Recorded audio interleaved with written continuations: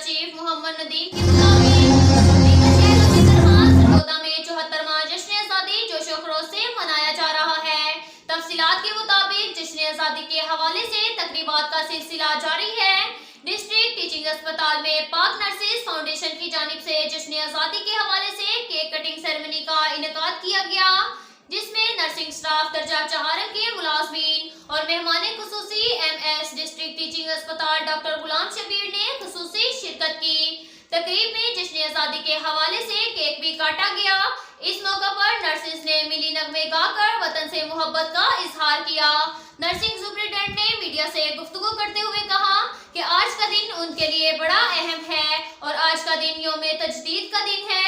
इस मौका पर MS THQ डॉक्टर गुलाम शबीर ने जश्न आजादी के हवाले से अपने ख्यालात का इजहार किया।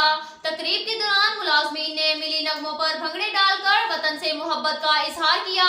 अब तक के लिए इतना ही काफी है। मिलते हैं अगले बुलेटिन